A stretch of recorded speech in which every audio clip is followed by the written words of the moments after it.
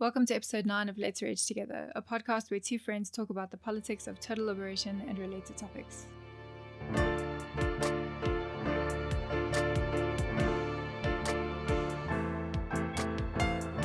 annihilated the world before your very ears.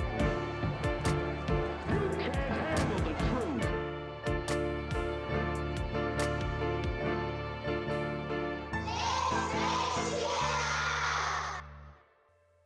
Hey everyone, welcome to the 9th episode of Let's Rage Together podcast. I'm Pete, And I'm Taryn. and on today's episode we will be talking about creativity and how it ties in with liberatory radical politics.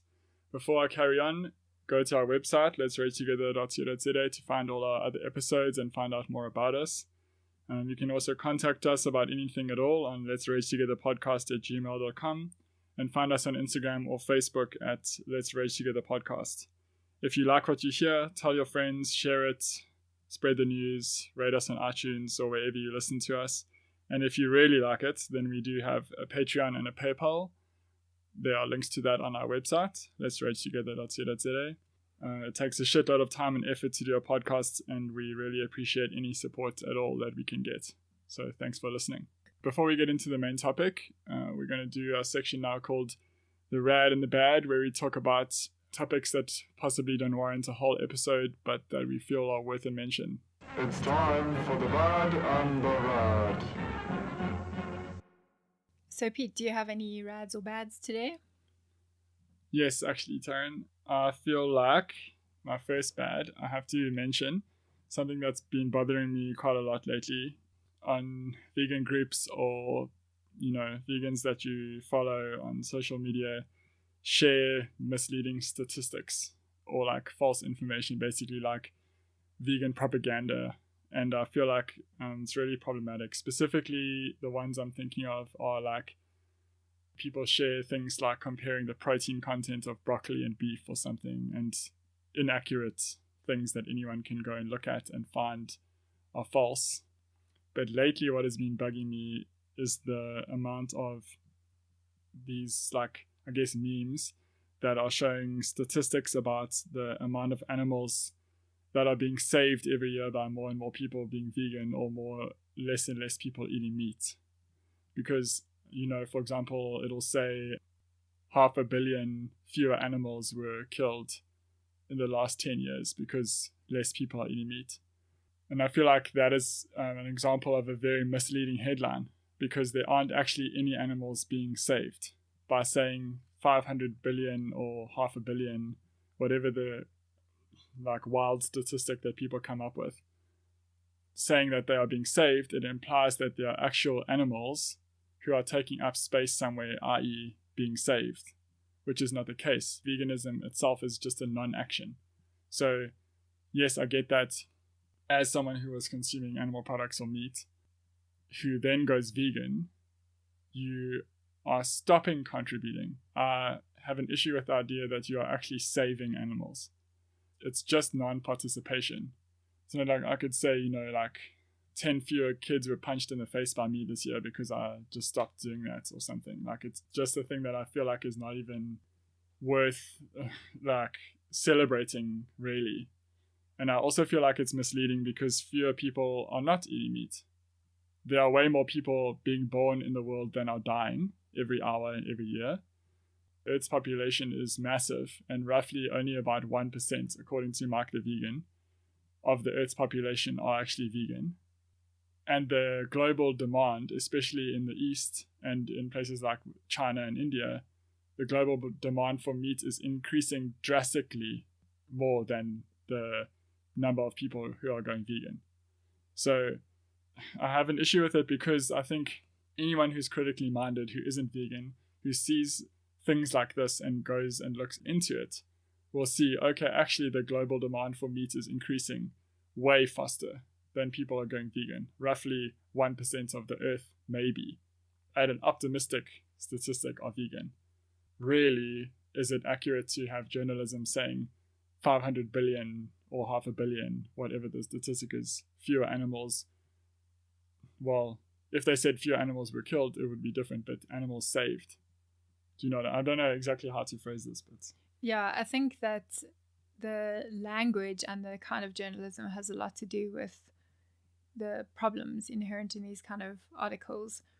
I agree with you that saying animals have been saved is misleading. Like you said, a lot of the articles also will just say a blanket, less animals were killed, but they don't put it into context. Like, so many less animals were killed in the US, not in the world. And people take it automatically at face value as being in the world. So I think that is definitely misleading. I do think that there's a place for kind of infographics and stuff saying that you've saved so much water and you've saved so many animals from going vegan. I think it's helpful to put into perspective sometimes for people that if you go vegan, this is the amount of impact you could reduce. Because technically, yes, while global demand is rising and demand is rising in the East, for example, if it was still rising in the US as well, that demand curve would be much steeper.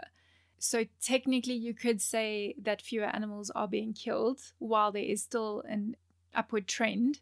But I do think it's important for us to say that people switching to a vegan lifestyle have resulted in fewer animals being killed in these areas over this time frame that would have otherwise been killed. But I also agree with your point that there aren't actually these magical animals that are somehow being rescued. They're just not being bred and used in the same way. They might be shifted somewhere else or used by someone else or not brought into existence in the first place. But yeah, the word save particularly is problematic, and the way that it's this uncritical, unreferenced journalism that just makes people think that vegans are starting to rule the world, where we still have a lot of work to do. Yeah, I mean, I also don't think the rise would be that much steeper based on 1% of people. Yeah, true. But I just think that there is a place for showing people that there is a difference from one individual going vegan. Maybe not a difference in terms of you're not actually physically rescuing 100 animals a year, but it just to put in perspective that one person can make a difference if there are many more of those, ripple effect and all of that. So I think there is a place for making people aware of how many animals are being impacted if they don't go vegan. Yes, so that's what I'm saying. We need to rephrase things in a way that's not like, let's pat ourselves on the back. Because like we've said often, veganism is just a basic decency. You can live perfectly healthy without consuming animals and exploiting animals. So then like, why not do that? So it's not this thing that you like should congratulate yourself. I saved 100 animals this year, because you didn't. You just stopped being shit. You just stopped being shit. And like, yes, if you had carried on probably at the regular Western rate of consumption, 100 more animals would have died. But there's a difference between saying, because of my boycott of products or whatever, 100 less animals have died, and saying I saved 100 animals. It's like a very different thing. And I have a problem with this like self-congratulatory, because I'm like doing a non-action, I'm somehow saving animals. I also have a problem, like you said, of this collective we. The one article I read was 500 million fewer animals were killed this year, talking about the US. Because veganism within the US context, say it rose 10%. It's also misleading because the article is saying fewer people, which to me implies globally, which is actually just false. Because the demand for animal products is drastically increasing as the middle class grows in Eastern countries, for example. I think it probably comes from, when you go vegan, you're overwhelmed with all this information. You feel like you're doing something good. You feel like you're making kind of a positive impact. Even though, like we've said, it's just an inaction. It's not really a positive impact yet. Yeah. But I think it comes from wanting to make a difference. And the fact that when you are confronted with the reality of animal exploitation, it can be very depressing. It can be very overwhelming. So I think a lot of people are searching for some kind of hope, which I can understand, and searching for a way to encourage others to make a so-called positive impact. But I think we just need to be more critical of what we read and what we share and what we endorse and what we try and get non-vegans to read. Because like you say, if the wrong non-vegan reads that article, they're just going to be put off entirely. Yeah. So all I'm saying is all of us want to like fight for animal liberation. None of us want to contribute to the suffering of animals. But if you look on the global and with a macro kind of lens, like what impact is what you're sharing having on the animal rights movement? Sharing inaccurate things is going to have a negative impact because false hope is dangerous as well. And so is false information. Based on how I think, if I wasn't vegan and I went and read that article, it wouldn't make me want to go vegan because I would see, oh, vegans think they're saving animals when they really aren't saving animals. They're just not actively participating and actually not even really denting the global trends. But anyway, that's something that's been bugging me. And if I can just add a quick kind of a second bad, I guess, is the amount of people sharing Osho quotes really bugs me. I think that people should watch Wild Wild Country and realize this dude was a fucking cult leader. Super arrogant, super misogynist, super capitalist, super materialistic. He's just a guru putting together all the good shit that other people have said. He's not special, and I wish that people would stop sharing his quotes. He's sharing quotes by a cult leader. Yeah, I feel like people are so quick to look at quotes and be like, oh, this guy's quotes are so amazing. And it's like, okay, but look at who he was and what he did. But I know I'm probably just being negative and ranty today. So, T, do you have any bads or rads? I actually only have a rad today. Oh, so positive. I'm trying to be. I watched quite a good documentary short the other day called Period, End of Sentence. And it's basically about the struggles faced by women and girls in India not being able to, for example, attend school because they don't have access to sanitary products and using like dirty rags and things like that as a substitute, which is obviously really bad for their health and their self-esteem and all sorts of things. So obviously that is not rad. But a guy invented a machine to make biodegradable pads that are actually better quality and work better than the kind of commercially available ones, which are, I think they're actually cheaper as well. And they're made from local materials and things like that. And the cool thing about it is it also empowered local women to work with this machine and kind of run little businesses themselves to help other women, but also empower themselves. So I thought it was quite a cool project, and you can check out www.thepadproject.org. There's more information about the documentary and the project itself there. I was kind of hoping when I started watching that they were going to develop a reusable product. You know, I think things like menstrual cups and reusable pads, like I've mentioned before in a previous episode, the Dignity Dreams project here in South Africa, the nice thing about that is it's a one-time investment. You know, these are still things that will have to be bought over and over again, but it was quite empowering and uplifting to see how hard it was for these women to get the product into shops and to make it easier and more socially acceptable for women to buy these products. So overall, I think it's really good. I do wish that it was something reusable, but it's biodegradable at least, and I just thought it was a good documentary to watch. That's awesome. I'll check that out. And did it have a strong kind of feminist message with it? Yeah, it did quite. It was nice to see how many women got empowered. Like some of the women that got involved with the project itself started actually making some income for themselves. And these are women that have been married for years, for example, never worked in their lives ever. And now they're helping to run these little businesses, which is, I think, really uplifting and empowering for them. So yeah. I thought that was really cool. That's awesome. So should we move on to the main topic? Yes, I think so. Creativity. So why do we want to talk about creativity? Yeah, I mean, it might seem a bit strange to talk of creativity of all things on this podcast, but we've had quite a few discussions about this. And in summary, basically, the capitalist, horrible society that we live in is actually really geared towards killing our creativity. And I think in many ways, creativity is a really important act of resistance in dismantling not only capitalist ideas, but also fighting all kinds of oppression and injustice and just the daily challenges that we face living in a very dysfunctional, problematic society. I think society wants to make us fit into molds, and if we don't fit into those molds, we're told that we're wrong. And I think it is really important to use creativity in breaking down some of those issues. Yeah, I think that creativity can be a revolutionary act. I think capitalism itself has been quite creative, but in negative ways. But I think creativity in itself is not a revolutionary act, but we are kind of talking about how it can be, I guess. Yeah. Because capitalism honestly has been really creative in the way that it's changed how we've lived and interact with each other. What would you say defines creativity? When you look up some definitions of creativity, you'll see that it often speaks about creativity in terms of like creating something useful. The words they use are like useful, meaningful. And so many definitions around creativity are talking about it within an economic setting. You know, so you can watch a lot of TED Talks, and there's a bunch of TED Talks where they'll talk about being, oh, I'm the CEO of this company and this is how I've been creative. Or it's like, this is how I got my employees to be more creative or something.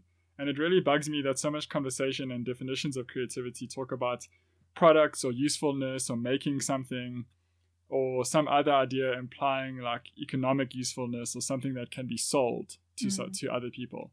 That's what bugs me, is it's very like boxed, because people have accepted that capitalism and the society we live in is just reality, kind of like the same way that a fish would accept they are in water. They just like, it just is, not realizing that it's only been around like roughly 400 years or so.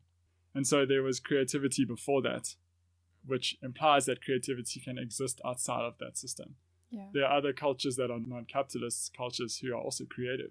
Creativity can be intangible too. It can be an idea. It can be a unique approach to a problem. It's not owned by, and it can exist outside of any system or school of thought. It's like a much, I think, deeper thing inside all of us than even choices we make, even like what religion you are or what kind of belief you have, or that kind of depth. Creativity is just inherent in like the fact that you exist as a human being.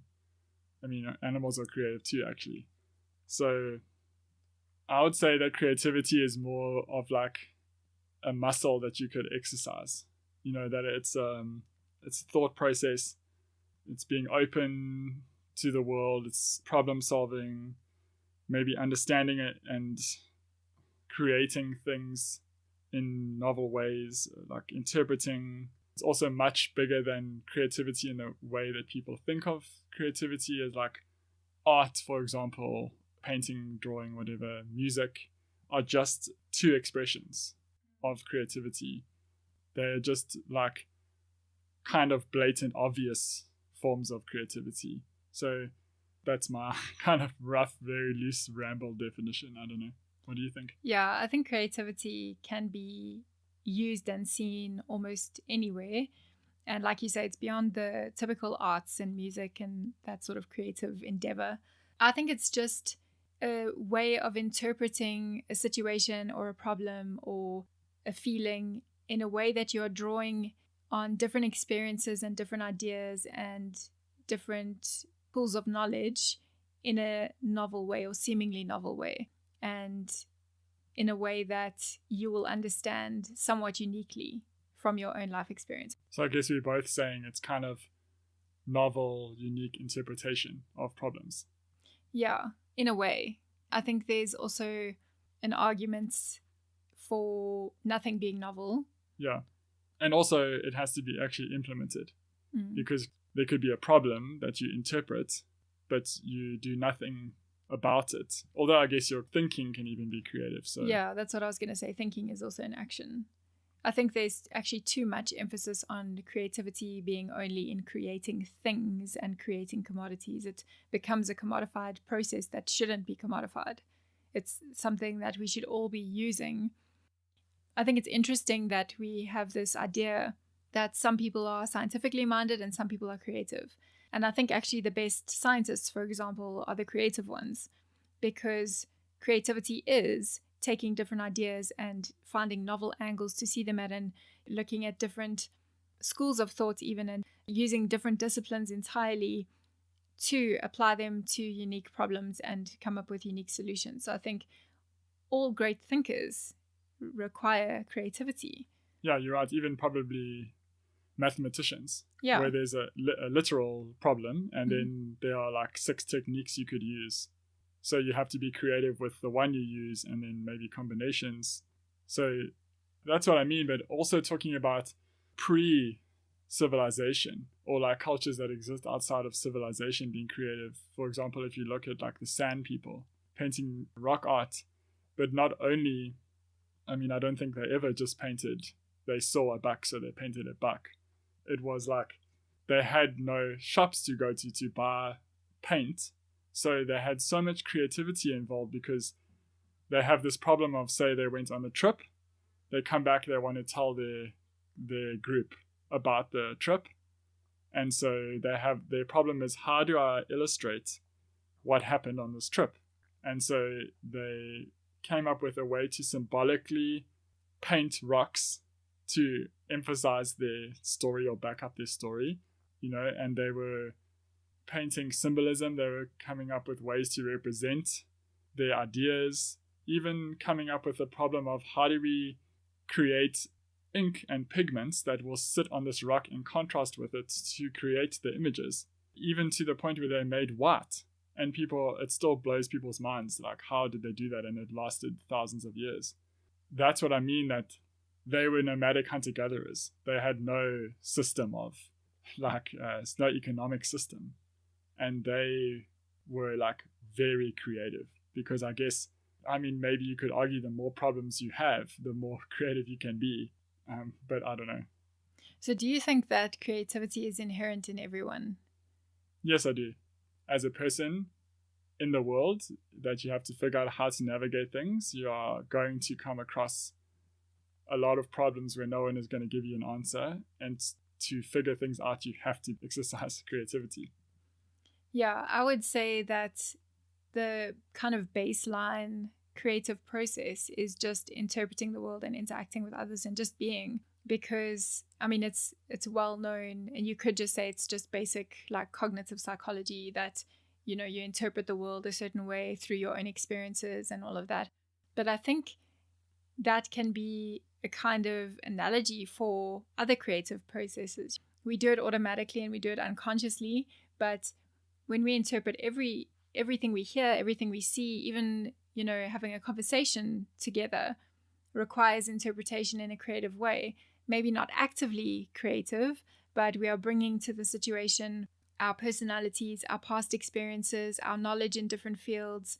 You know, we will all respond to another person in a different way based on the knowledge we have, and we will see things differently, we will see problems differently, we will see interactions differently based on our previous learning and the way that we emotionally attribute things, the way that we logically attribute things. And I think that in itself is a kind of baseline automatic creativity. Like, we are creative in our being because we are not just receiving input in our senses and responding in a kind of mechanical way. Everything is creative. The way I see the world is not the way you see the world. And I think when we put that into action in some way, then that is kind of what I would say is active creativity versus passive creativity. Maybe I'm oversimplifying it, but I like to think in analogies. So I agree with that. Do you think that creativity is inhibited then in isolation? Or do you think that creative growth and progress and evolution happens through interaction? Do you mean if someone is alone their whole lives, they won't necessarily be as creative? Yes, exactly. Like, only through interaction does your creativity grow and progress. I think if you said that, then you would have to say that it's not inherent, that it's only through shared experience. No, what I'm kind of getting at is that I think if someone put in the world and they alone had to navigate the world and they never had any interaction, they would have creativity, but it would be capped because you aren't getting any external inputs that you can feed off, you know, that spark other ideas in you, that's people that you learn from or books that you learn from, or anything. Yeah, I agree with that. I think any kind of emotional, social, environmental deprivation will stunt your cognitive development, but will also stunt your creativity then, because, you know, to be creative, you have to take different pools of knowledge and combine them in novel ways. If you don't have those pools of knowledge, you don't have much to combine. So I do think there would still be some level of creativity in just trying to survive, but probably to a much lesser degree. Yeah, and I can imagine some people listening would say, like, yeah, but there's so many artists and musicians who have come up with great things out of isolation. But I think my response to that would be that they isolated themselves to process what they've experienced up until that point. Yeah, And it's then not like they- they've been isolated since birth. Yeah. They have a lot of information to go off of. They still have books and access to information. I'm sure there are very few people who completely cut themselves off from the world. And even if they are cut off, they still have books, for example, or they still have tools to paint with. Yeah. That in itself is allowing some kind of expression and thinking about, like you say, past experience still. And interaction, you know. And if they are isolating themselves, it will also only be temporary. And maybe that isolation is just this necessary process to create output kind of time. Yeah, I think so. So speaking of social isolation, do you think that boredom would stunt creativity or promote creativity?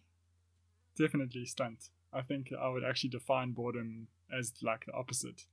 Boredom and creativity are antonyms, I would say. Yeah, I think so too. I think that boredom is like something that has only existed within capitalism. I don't think people were bored before.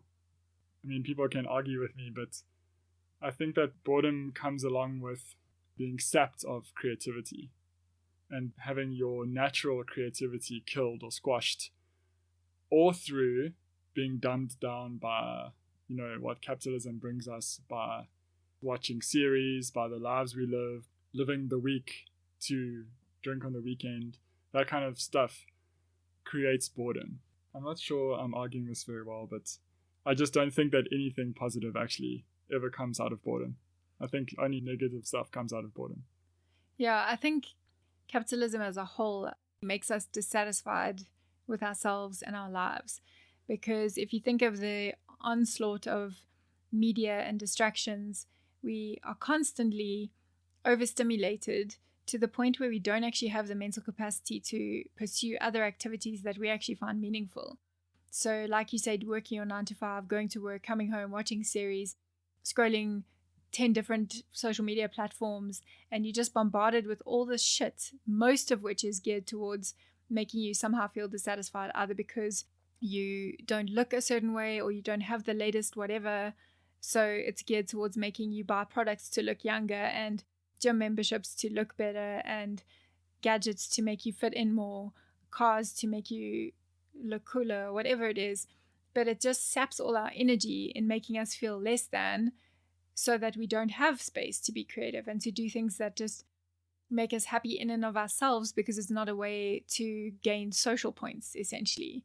And I think that it creates this sense of competition that makes us have to decide between surviving or being true to what we want and what makes us happy, because most creative pursuits are not going to make you money. So instead of pursuing something that you're really passionate about, like art, for example, you have to kind of decide, do you want to do what makes you happy or do you want to survive? So I think capitalism makes us overwhelmed, and between being overwhelmed, it makes us bored. We are just bored and dissatisfied with everything. And I think exhaustion ties in with that. Yeah. You know, just trying to survive, you are exhausted, which is the way that the system needs it to be, so that you think and accept that your dreams are crushed, your dreams don't mean anything because there's no economic value to them. We spoke about earlier how creativity is also about problem solving. So if you have no problems because your basic needs are met, what are you going to be that creative about? Especially if you buy into the idea that things are just the way things are, that the systems that are in place are human-made, invented systems that we've all subscribed to. They don't have to be there. There are alternatives. But we've just accepted the way that things are. So, for example, you have political systems within these economic systems that in the same way make you kind of bored and complacent. So, for example, you have a problem in your country or in your area that they actually will encourage you not to do anything about it, rather just vote. So you don't have to do anything. Don't employ your own creative problem-solving abilities. Just put a fucking X on a piece of paper and put it in a box. Someone else will solve it for you. So in a way, like, give away your creativity. That's how I see that, you know. I just have to say that it's actually quite hard for me to understand boredom. And it makes me quite sad that a lot of people seem to be quite bored and understimulated, or overstimulated and then understimulated. Because there's so much cool shit to do. There's so much cool shit to learn.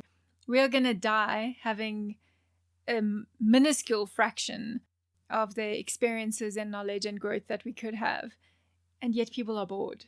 Yeah, it blows And my I'm like, mind. there's so much stuff to learn and do and try and experiment with, and you're bored. How are you bored? But it is because of the society we live in. So I think, for example, another thing like you mentioned is browsing social media. For a lot of people, you're just struggling to like get by in your daily life. You aren't thinking about how to be cool and have these amazing life experiences and stuff. And through browsing social media, that's what you're seeing. Everyone else has highlight reels. And so you start to compare, and everybody knows comparison is what kills joy. And so when you are using social media, also tools of capitalism, actually, there's no way that you'll be able to keep in touch with 1,000 people pre-industrialization and see at any minute of the day what any of them are doing in their lives.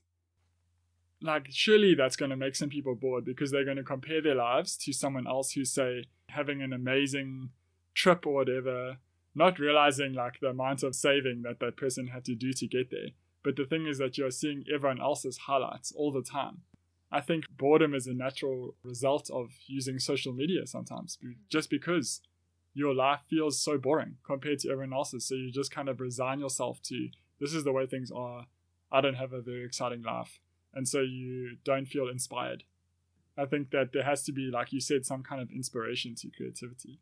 Yeah, and it's like an ongoing spiral of doom because you're bored, so you go on social media, and then social media makes you feel boring, so you get more bored. Yeah, exactly. So you go on social media more to see what other people are doing. And then you feel shit about yourself because you didn't do anything productive for the last 3 hours because you were browsing social media.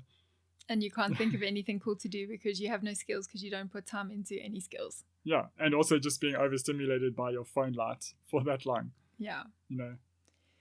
But anyway, I also think it's important to note that we say that we have this inherent creativity, and we say that we are all in a place where we are having that squashed. But I think it starts really early. It starts in education. It starts with the way we are brought up. We are essentially molded to be cogs in a machine. Yeah. And creativity in many ways is not rewarded unless you are like the best of the best in something, for some creative invention or some creative work of art. If you are just naturally a creative person in whatever field, it's generally not very rewarded at all. And I think we can look at the way kids are educated and how, when you look at toddlers, for example, like preschool age, they don't care about making mistakes. They don't care about what other people think. They explore and they're excited and they're creative and they're amped to try new things. And as soon as they get to school, they're told you have to write tests, you have to do well, you have to perform, you have to do all these things, and mistakes become stigmatized. Yeah. And it becomes the worst thing in the world to make a mistake or say the wrong thing. Yeah, it just gets squashed from there already. Yeah, I agree. And going back to what you said about creativity not being rewarded, I think that's true unless your creativity can create economic benefit for someone. Yeah. Then you can get just fucking wildly, disgustingly rich. I know people listening will be thinking, oh, Richard Branson, oh, Steve Jobs. So creative, you know?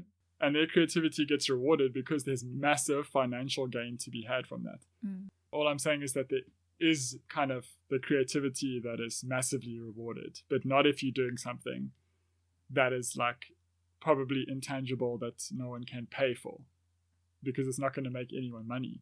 Yeah, So school gears you up to be like, hey, cool, yeah, be creative, but not like that. Yes, exactly. Like, this is the correct creativity. And you kind of like have your dreams killed so early by saying, I like your creative idea, but I don't see how it's going to make you any money. Mm. So forget it. Well, that's nice that you're passionate about that. What job are you going to get? Economic value matters more than anything. Yeah. Even in creativity. So, like you said, making mistakes is an issue because it stunts creativity. But so is like telling kids to sit down and be quiet and saying your version of creativity is not as useful as someone else's, because it's always within an economic understanding. And I think creativity is downplayed. It's got this like, oh, cute, you know, you're interested in this thing. I feel like schools are so obsessed with certain kinds of intellect and creativity that the kind of so-called weird kids are just being like, oh, that's cute that you're into that, but now you need to focus on maths. Yeah. And it's like, maybe they're not into maths. Find what they're into and encourage that, because then they're going to be brilliant and not just mediocre at whatever shitty 9-to-5 job they're hustling to survive. Imagine how much better the world would look and how much cooler everything would be if so many kids weren't just told to sit down and squish their ideas. Definitely. And I think there's also something to be said for academic inflation, where, you know, speaking about academic advancement, obviously academics is not everything, but it is a way for some people to follow their passions. And I think it's quite a problem that previously you could finish matric, finish high school, and you can get a job. Then it's like, no, now you need a BA or a BSc. Then it's a case of, oh no, you have to have masters. And in a lot of fields now, no, if you don't have a PhD, they're not even going to consider you. Or, okay, you're overqualified now. But a big problem with this is, as much as it's cool that there is a lot of information and you can become very, very specialized in something, I think the more specialized people become, the more narrow their focus can become, necessarily. I mean, there's so much information out there to know about literally anything you can think of. But when you're focusing so intently on one thing, that can also sap creativity, because you're spending so many extra years getting there and focusing so intensely that you are forgetting your other pools of information and your other life experiences that could feed into ideas to, for example, make a creative solution to a disease or a world problem or a social issue. And you're not seeing them because creativity requires multidisciplinary input and feeding those in novel ways. You know, if you look at any invention, it doesn't come from focusing on one school of thought. It comes in saying, hey, I have this experience and I have this other experience. And turns out if I put them together in this arbitrary way, it solves a really big problem. And that over-specialization of academics, I think, for a lot of people will sap that creativity because you're just in this little pigeonhole. Yeah, and I would say you are like isolating yourself, which goes back to what we said, like isolation can numb or like stunts creativity because there's no other inputs. Or at least being in an echo chamber of other academics in the same specialist field where you're not getting other inputs. Yeah, so you are kind of on an island, isolated. Whereas I love like what you were saying, because it does totally make sense that based on your vast range of problem solving creativity, you have like this kind of broader pool of knowledge, not knowledge, but of inspiration to interpret a problem more creatively. So if you, I don't know, build something out of wood, make a painting, bake a cake, and then you have this whole range of things, maybe you study like one or two different things, you are going to be much more creative in your solutions to things than someone who, like you said, is in an echo chamber for 10 years of one topic. Yeah. Like how could they possibly have like novel, other than what's inherent in them, but like we said, would probably be stunted because of the lack of external input. I guess you could also say that being a specialist in one field could create novel solutions because you have such an in-depth knowledge. You have more little ideas within that field to draw from, I guess, and you have a better understanding of the intricacies of that thing. So you can draw on those little intricacies and problem solve in that way. But I do think there's a lot that's missed out from that kind of interdisciplinary approach to a lot of things. Yeah, I agree. Going back to what you said earlier, it's something I've been kind of mulling over, is you were saying that it's important to interact with other people in the world. It doesn't seem to tie in with the idea that like a lot of famous artists or creative people have been introverts, for example, so they don't like to be around a lot of people, or maybe some people have like really bad travel anxiety and they don't like to travel. Do you think that you necessarily have to be interacting to be creative? Well, I think you do, but there are different forms of interaction, and I think we have oversimplified interaction in general. We see interaction as being very social and meeting lots of people and speaking to lots of people and sharing lots of ideas. But I think even to me, I understand, for example, reading books as being a conversation. In a way, it's a one-sided conversation because the author can't respond to you, but they are sharing ideas with you and you do have a response even though you're not vocalizing it to them. You are mulling over those responses in your mind. So in that way, there's an exchange of ideas. And I think interacting with art or interacting with anything in your environment, music and bands and lyrics, those are all interactions that don't require face-to-face contact. And in the same sense, you mentioned being introverted. Introverts also read a lot of books generally. Yeah. Well, that's a generalization, obviously. But for the most part, introverts are more likely to read more books. So they are having more conversations in that way, which I think can be more creative and more fulfilling because it's a purposeful conversation then. It's a conversation with a specific topic that has been well thought out by the author, in the same way that appreciating a painting is an emotion that has been expressed through a process for that artist. And also on top of that, introverts also, when they do have interactions, will tend to have deeper, more meaningful conversations, for example, with one person rather than 10 superficial conversations. So I think there is a lot to be said for creativity in more focused interactions. Yeah, I agree. Because I'm just thinking about, say you get like a drinking culture jock who meets up with the same 10 people once a week and they rant about Jacob Zuma. It's not going to be the most creatively stimulating like incubation. You know what I mean? Unless you're being creative as to developing the self-restraint to not roll your eyes into your skull. Yeah, exactly, it can be like that. But like you said, like the introvert could have this one friend that they see once every 2-3 weeks, and the interaction with them is so stimulating that it sparks like a lot of creativity. But I also think that, you mentioned how books are a one-way conversation. I think that everything that we interact with, your bed, buildings you look at, a car, everything has been designed and come out of somebody's creativity. Yeah. And so I think that we also underestimate how much subconscious one-way conversations are had. Do you know what I mean? You don't know, walking down the street past this really beautifully designed building, how subconsciously that will inspire you in some other way, in some unrelated thing later on. So I think just how we interact in the world through people, but also through people's creations, can be very creatively inspiring in ways that we don't even understand. Yeah, I think that's a really important point. I think there's a lot to be said for an environment inspiring creativity as well. If you're stuck in an office block every day, you're going to be much less inspired than if you have the opportunity to be in nature quite often, or you have the opportunity to travel.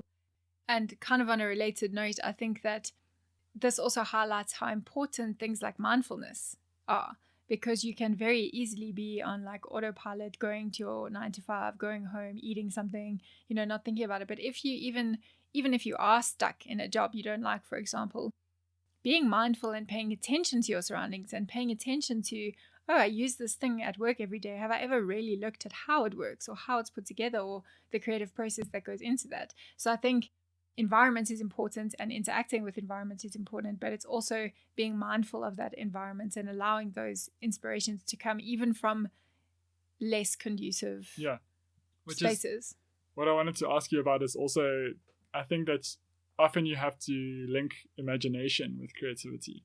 So say you are going to the same office block every day, you're someone who doesn't have the means to travel or really move outside of maybe your city even. There are probably people like that who have really wild, beautiful imaginations, who are very creative. And then there's probably very wealthy people who travel around the world all the time who have like very little creativity in their lives. And I don't know about that, what's inherent. Some people just have more or less imagination, or it's been squashed earlier in their childhood. Someone could go to their desk and then contemplate that stapler and realize, wow, the history of the stapler is fascinating. Like, how did someone come up with the idea to like make really thin pieces of metal that squash and fold to clamp things without damaging it that badly? I don't know. I think there's ways you can see anything as like very creative. That's a beautiful designed object. But I think that does come down to mindfulness. And again, what we spoke about in terms of competition and social media and all of those things is those people that are having all those very privileged experiences, how mindful are they being of it? Where are their priorities in terms of what they focus on as being important? Are they focusing on their image or their attainment of material things, or are they focusing on the experiences themselves?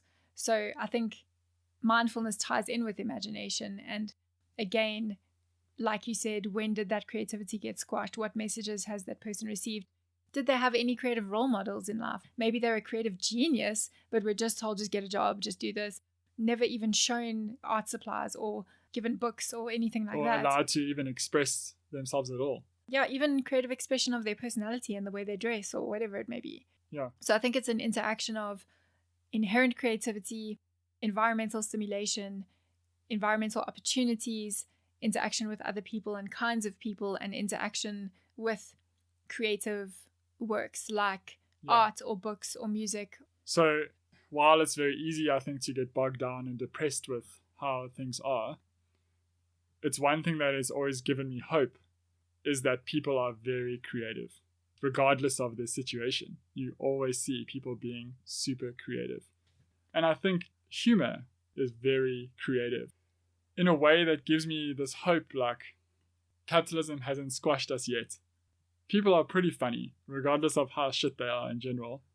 There are people who of them. Some people have amazing senses of humor. But capitalism has squashed a lot of people. Yeah, it has. But I'm just saying, I get like glimmers of hope when you see not just like obvious, wow, look at this beautiful aeroplane, but in little things that like, wow, people are struggling, but people are still creative.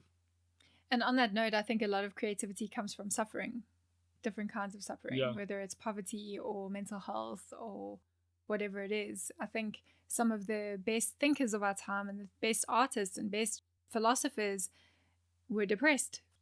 I agree. I think in general, we do speak about creativity in kind of this very positive sense, but it doesn't have to be like that.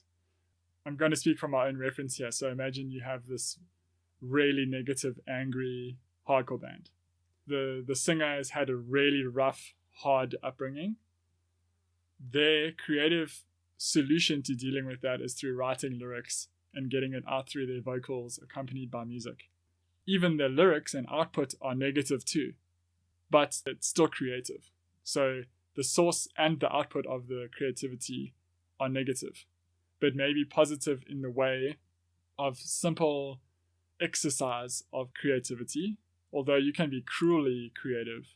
You know what I mean? I'm just saying it doesn't always need to be positive. And so, yeah, I agree that out of like poor mental health conditions, for example, or poor physical conditions can come a massive amount of creativity.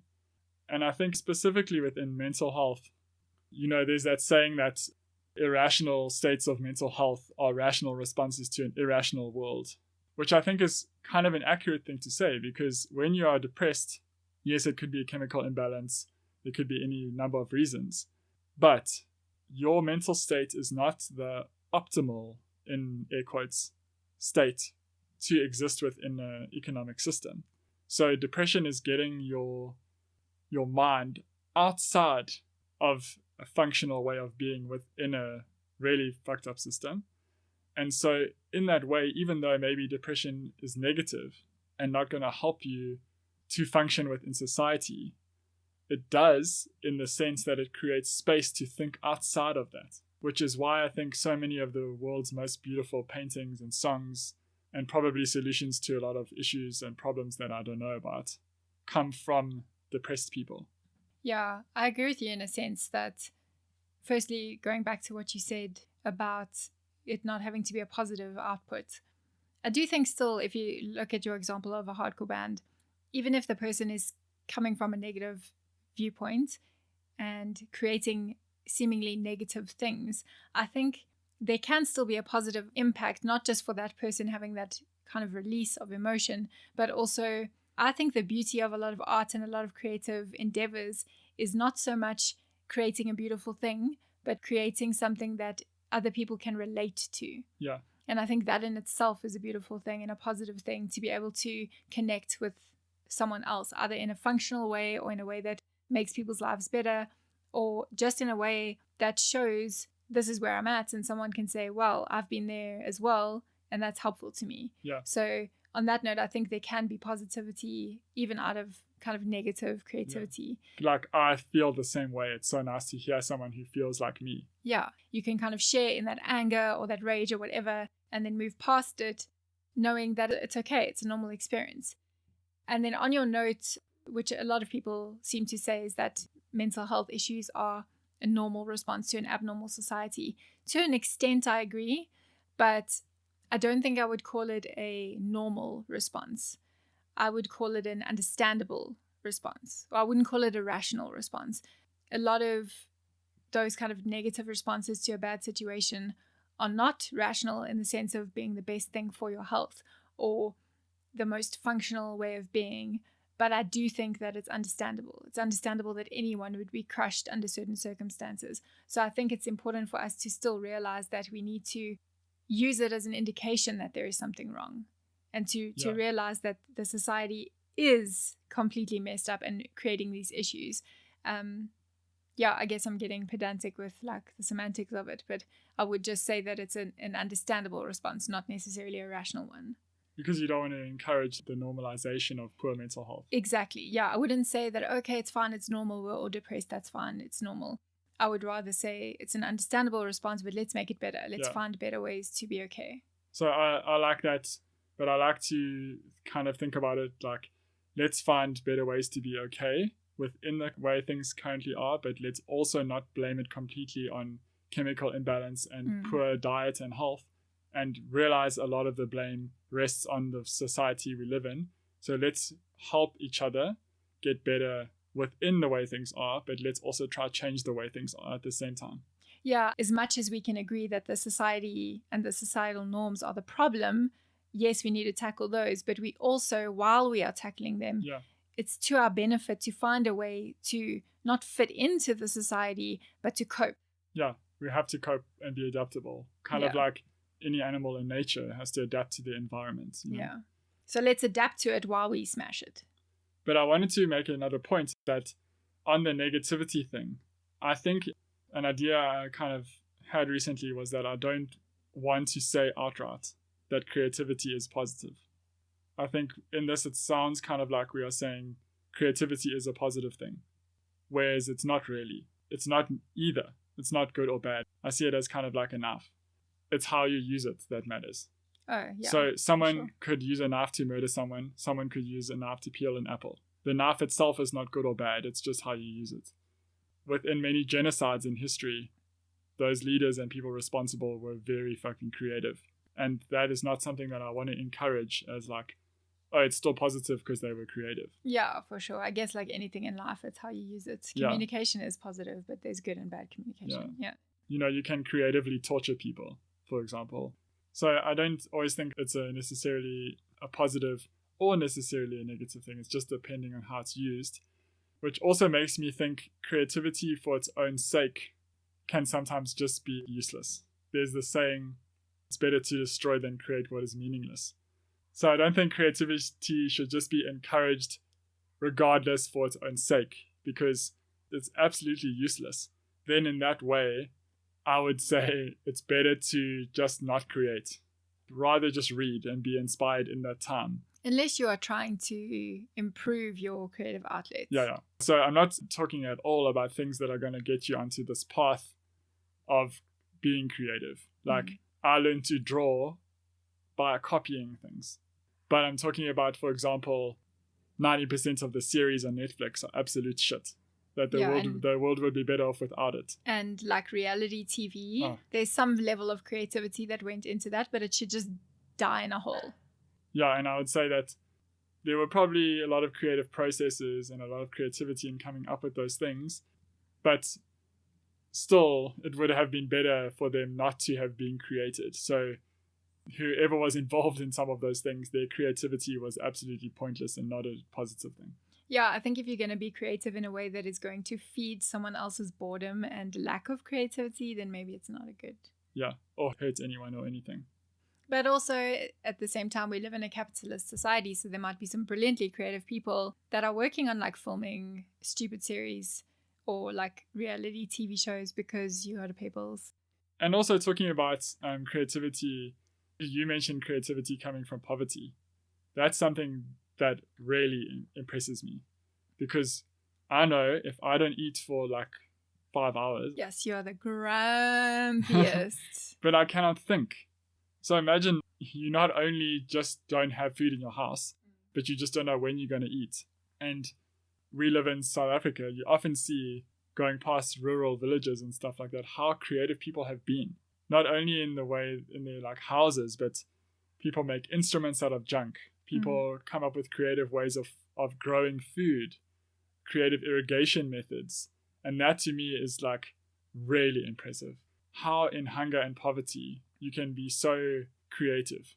Yeah, I think desperation can actually spark creativity. It's not always positive creativity. I mean, drug addicts are pretty creative as well. Yeah, that was my point earlier as well. Like, creativity isn't always positive.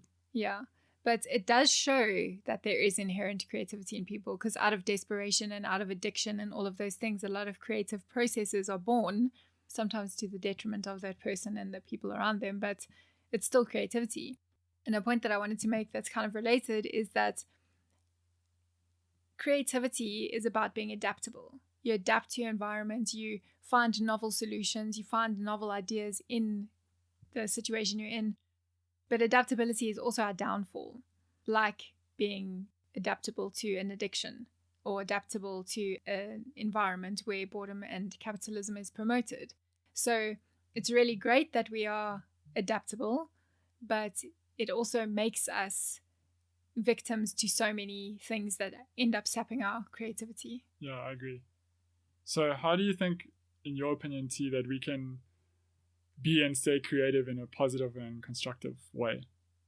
I think there's a lot of ways, but I think as a starting point, it's important to be more mindful of what stimulation you're allowing into your life and also what experiences you're open to.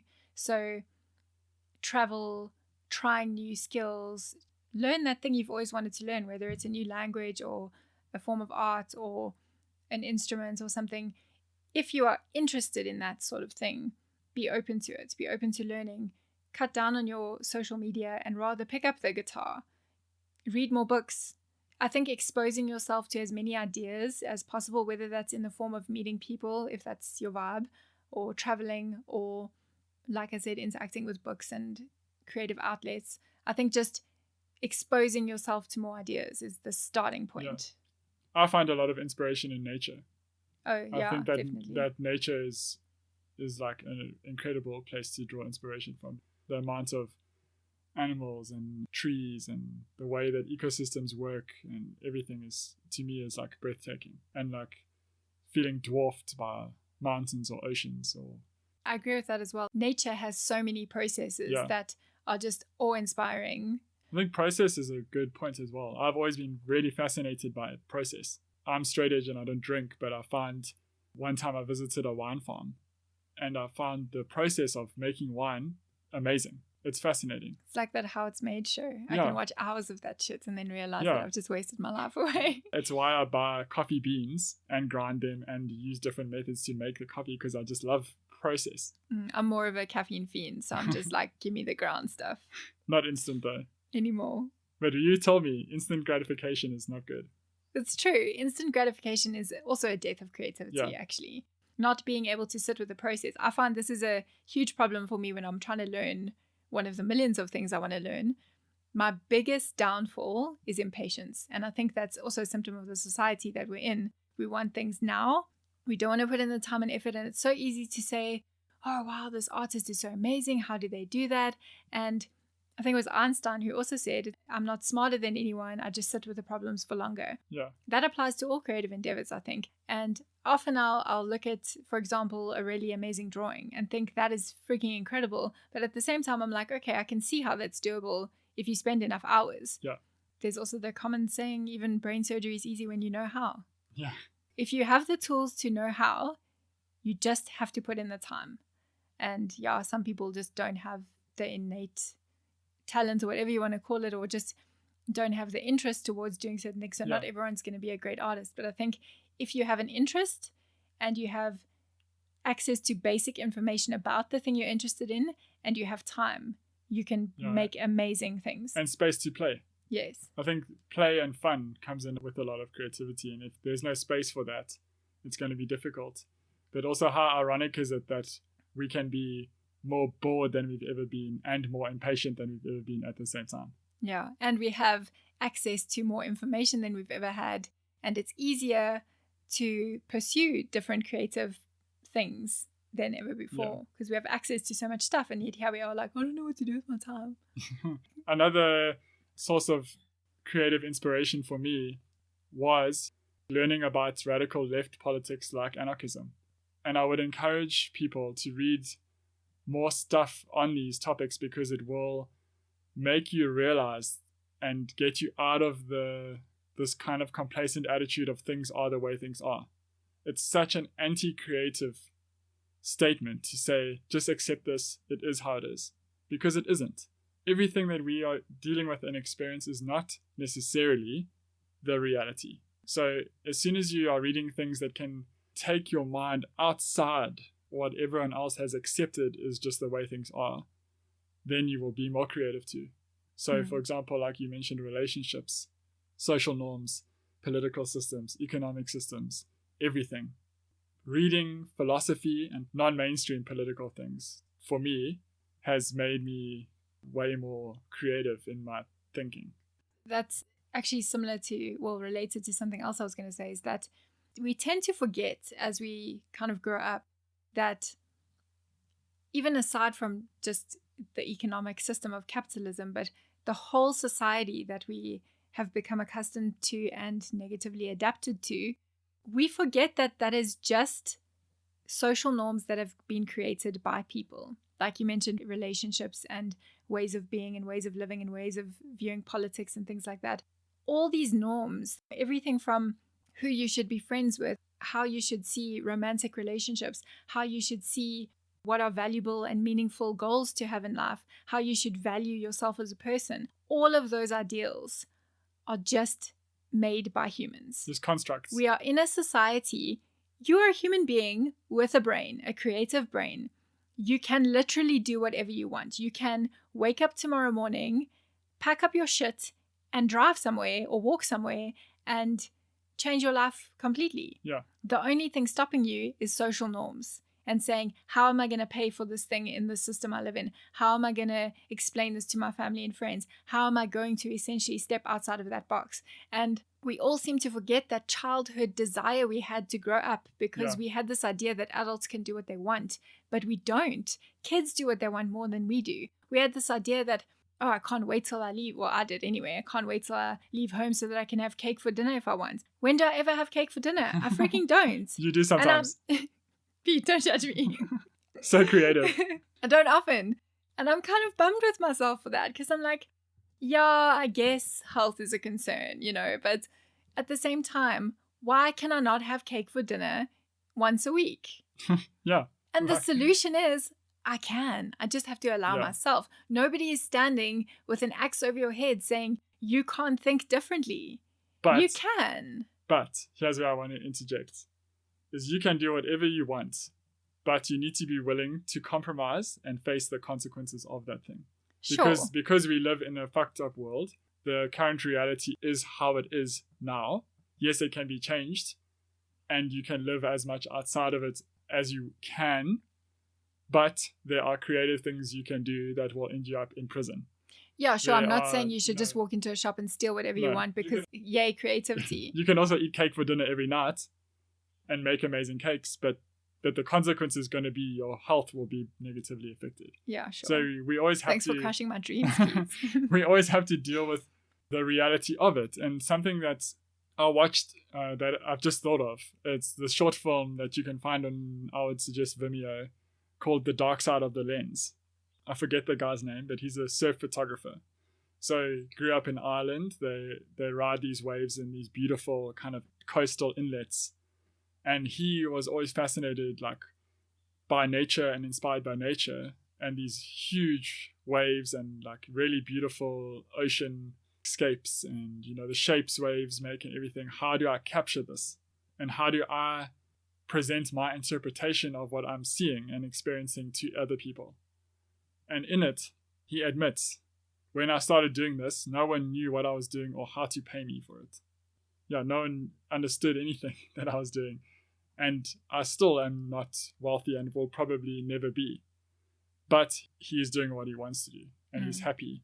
but he knows the compromise is that he will not be wealthy.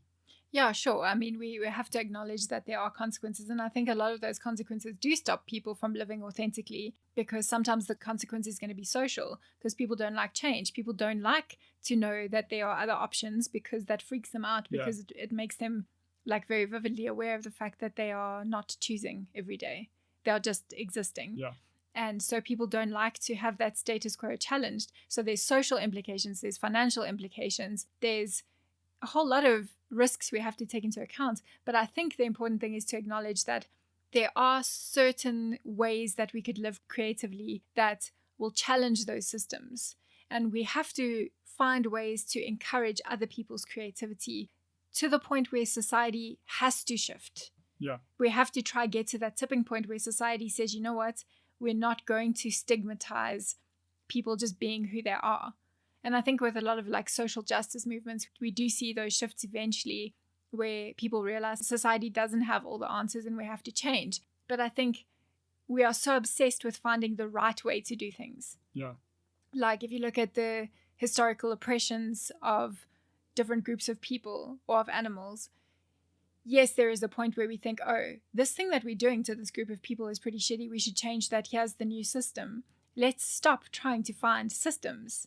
Let's try create a world where the system we live in is one of multi-systemic ideas. Yeah. So you live your way, I live my way.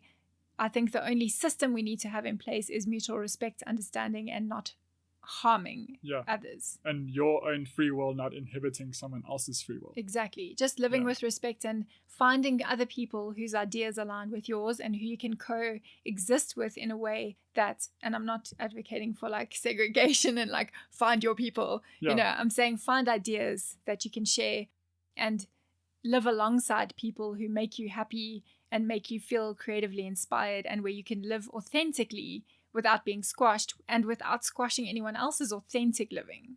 Yeah, I agree. You know, also talking about consequence and reality, I was always shocked when my grandmother told me she had two choices of what to do with her life growing up. So this is only 2 generations ago, and the women's rights, and now hopefully like trans-inclusive and gender all-inclusive rights, has progressed. But 2 generations ago, my grandmother, leaving school, had the choice. She didn't have the choice to study. She had the choice to be a secretary or a housewife. That was her lot in life. And now look at what is possible. You could see it in 2 ways. One, oh, now look at what women can do. Or, wow, maybe capitalism just realized that women can also make money doing other things, so let them do other things so we can make more money. But I wanted to say, from that, I think of creativity kind of split into like 3 ways that society sees it. So there's creativity that is encouraged, which is under the dominant systems, which is creativity that can be economically beneficial. There's creativity that is tolerated. So for example, like we spoke about people in poverty coming up with very creative ways to survive. That is tolerated because it is not really, it's not challenging the dominant system in any way. They're just trying to survive. Or having creative hobbies. That's fine. So stuff that's tolerated. Then there's creativity that is squashed, which is like ideas such as anarchism. A lot of the gender social justice movements, the animal rights movement, that is continuously kind of trying to be squashed because it threatens the way things are. So we've been lied to all our lives. This is the way things are. And when your creativity challenges that, then it's no longer acceptable. So that's how I think about it anyway. Yeah, I think that's a good way to understand it. And I think that makes it even more important for us to push on and be more creative, and to remember that also creativity doesn't necessarily mean you have to be an eccentric artist, but be creative in how you live the way you want to live. Yeah. And be creative in the way that you see things, because we're all going to die pretty soon. Every person you meet can teach you something, even if you hate them, even if they have completely different ideas. Just that interaction will teach you something about the world you didn't know. And that in itself can make you a better person and can make you a more fulfilled person. So use those experiences, use your opportunities to be creative, and don't just get stuck in when society's telling you essentially to sit in a corner and shut up. Yeah, and be creative in ways that aren't necessarily going to make you money. Try things out, like having fun on your own terms, I would argue, is anti-capitalist, because obviously that is when capitalism hasn't crushed you and you don't have time to have fun because you're just trying to hustle to survive. Yeah, of course. If you're privileged enough to have any spare time, have some fun. But no one can regulate or bottle or commodify and sell your creativity, the one that's inherent to you, what you have inside of you. Yeah, and your creative interpretation of the world. Yeah, that is something you will always have, that they cannot imprison or shoot or regulate. Ideas will always exist. A possible bad way to be inspired is through substance abuse. I just wanted to mention that, because in a lot of advertising agencies, cocaine is just all over the place. Yeah. And it's ways to stay, have the stamina where you can stay up longer. Maybe it creatively inspires you.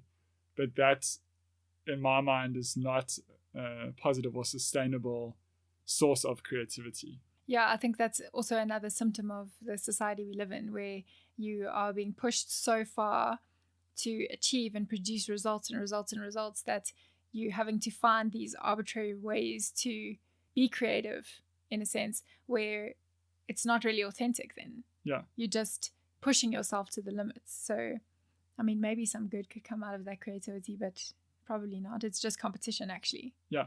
And that is another thing I wanted to mention, is like seeing other people as your competition, I think actually inhibits creativity. So someone else being good at something doesn't make you less good at that thing. It should inspire you, not make you feel insecure and so then demotivated to do anything. And that is another lie that the system has taught us, is that this kind of like Darwinian misunderstanding of survival of the fittest, when it doesn't have to be like that. Yeah, we can all be happy and fulfilled and really good at shit. What about mutual aid? Yeah. Helping each other. Collaboration, I would argue, is a much stronger source for creativity than competition. Totally. So I think we've spoken quite extensively about our views on creativity. Hopefully it's inspired you, if you're listening to this, to be more creative. And hopefully the semi-one-sided conversation you've been listening to is sparking creative thoughts within you. Thank you for listening, you creative person. Yeah, you beautiful creative being. Go forth and be creative in your life. But until next time, love and liberation.